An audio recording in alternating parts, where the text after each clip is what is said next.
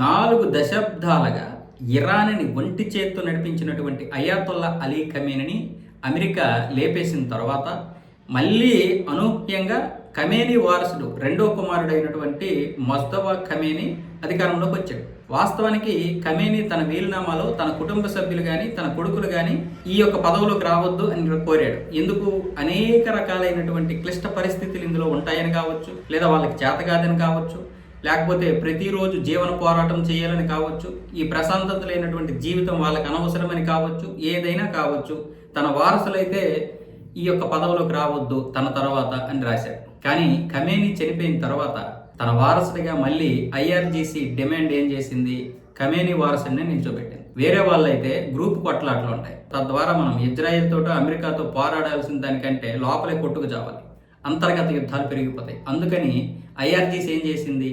Khamenei రాసినటువంటి వీలునామాను పక్కన పడేసి రెండో కుమారుడైనటువంటి మొజ్తబా ఖమేనీని రంగంలోకి దింపింది. వాస్తవానికి ఇతడు తండ్రిని మాత్రమే కోల్పోలేదు, తన భార్య, ఒక కొడుకుని కూడా కోల్పోయాడు. ఇప్పుడు ఇంకొక కొడుకు, కూతురు మాత్రమే ఉన్నారు. ఇలాంటి బాధల మధ్య కూడా ఆయన ఇప్పుడు ప్రస్తుతానికైతే సుప్రీంగా కొనసాగుతున్నాడు. వాస్తవానికి అతనికి సుప్రీం అవ్వాలని ఉంది. తండ్రి ఎందుకు అలా రాశాడో ఏంటో పక్కన పెడితే అది ఆయనకి తెలుసు.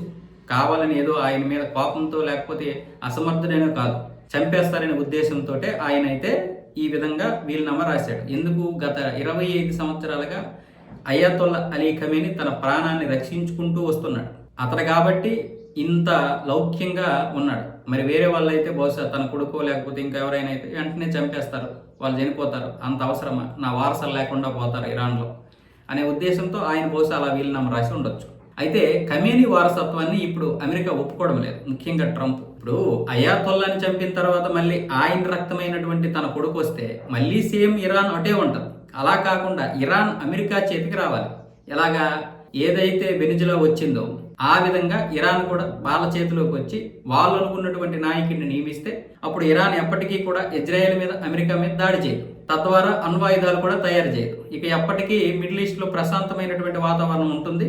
ఇజ్రాయెల్కి ఎటువంటి ప్రమాదం ఉండదు, అమెరికాకి ఎటువంటి ప్రమాదం ఉండదని ప్రయత్నాలు చేస్తున్నారు. మరి ట్రంప్ మాట వినేటటువంటి రజా పహ్లవీని దింపొచ్చు కదంటే, రజా పహ్లవీని దింపితే అక్కడ ఐఆర్జీసీ వెంటనే చంపేస్తుంది. ఎన్ని రోజులని అమెరికా ప్రొటెక్షన్ ఇస్తుంది? కాబట్టి ఐఆర్జీసీకి రజా పహ్లవీ అంటే నచ్చడు. ఆ దళాలన్నీ చేతికి రావు. ఎందుకు? రజా పహ్లవీ విధానం అంతా కూడా వాళ్ళ నాన్నగారిలాగే ఉంటుంది. ఆయన కూడా ఇంతకుముందు ఒక స్వేచ్ఛాయుతమైనటువంటి జీవితాన్ని ఇచ్చాడు ఇరాన్ ప్రజలకి. అది వాళ్ళకి నచ్చక 1979లో ఆ రాచరిక పాలనకి స్వస్తి పలికేసి ఈ ఇస్లామీకరణ చెందిన తర్వాత ఈ ఇస్లామీకరణలో ఈ యొక్క అయాతొల్లా అలీ ఖమేనీ వచ్చాడు. సో ఇప్పుడు ఇస్లాం ప్రకారమే నడవాలి. కానీ అక్కడ 6 కోట్ల మంది మాత్రం ఇప్పుడు రజా పహ్లవీని కోరుకుంటున్నారు. ఈ ఇస్లాం పద్ధతిలో ఈ యొక్క నిబంధనలతో కూడినటువంటి జీవితాలు వాళ్ళకొద్దు. పైగా ఆర్థిక పరిస్థితి దిగజారిపోయింది. దాన్ని మాత్రం ఇరాన్ పట్టించుకోవడం లేదు. ఎంతసేపు వాళ్ళ రాజకీయము, వాళ్ళ ఇస్లాము, వాళ్ళ ఖురాను, వాళ్ళ నిబంధనలే తప్ప అక్కడ ఆర్థికంగా నలిగిపోతున్నాం. ఒక డాలర్ ఈక్వల్ 15 లక్షల ఇరానీలు అయిపోతున్నాయి. దాన్ని ఎవరికి ఇది లేదు. దాని మీద అసలు వాళ్ళకి ఇదే లేదు. ఉగ్రవాదులు పెంచారు, ఇప్పటి వరకు హూతీలు పెంచారు, హమాస్ను పెంచారు, హెజ్బొల్లాని పెంచారు, ఇంకా అది ఎవరెవరినో పెంచారు. అవన్నీ ఉగ్రవాద సంస్థలే.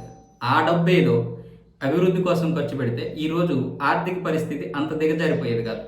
10 సంవత్సరాల క్రితం ఒక డాలర్ ఈక్వల్ 30,000 ఇరానీలు ఉంటే, అంటే ఇరాన్ రూపాయలు ఉంటే, ఈరోజు 15 లక్షలు అయిపోయిందంటే ఎంత దారుణమైనటువంటి పరిస్థితికి వచ్చేసిందో అర్థం చేసుకోవచ్చు. అందుకే ప్రజలందరూ కూడా మనకి బ్రతికే లేకపోతే ఇంక ఈ ఖురాన్ ఇవన్నీ ఎందుకు, స్వేచ్ఛాయుతమైనటువంటి జీవితాన్ని మాకు ప్రసాదించాలంటే మళ్ళీ రజా పహ్లవీ రావాలి అని అంటున్నారు. రజా పహ్లవీ అమెరికాలో తలదాచుకుంటున్నాడు. రజా పహ్లవీని తీసుకొస్తే చంపేస్తారని ట్రంప్కి తెలుసు. కాబట్టి ఇప్పుడున్నటువంటి నాయకుడు, బలమైనటువంటి నాయకుడు, ఇరాన్లో ఉన్నటువంటి వ్యక్తిని నియమించాలని చూస్తున్నాడు ట్రంప్. మరి అది ఎంతవరకు కొనసాగుతుంది ఏంటో తెలియదు. ఖమేనీని అంటే మళ్ళీ ఇప్పుడు ఖమేనీ వారసుని చంపేస్తామని బెదిరిస్తుంది కూడా అమెరికా. మరి అమెరికా బెదిరిస్తుందంటే మరి ఇంకా ఆ అయతొల్లా అలీ ఖమేనీని చంపిన తర్వాత మళ్ళీ ఇప్పుడు ఈ ఖమేనీ వస్తే ఇక చంపిన దానికి ఏంటి? ఇది మార్పు ఏ విధంగా వస్తుంది? మార్పు రాదు. మళ్ళీ సేమ్ అదే పాలన కొనసాగుతుంది. అదే ఇప్పుడు ట్రంప్ యొక్క భయం.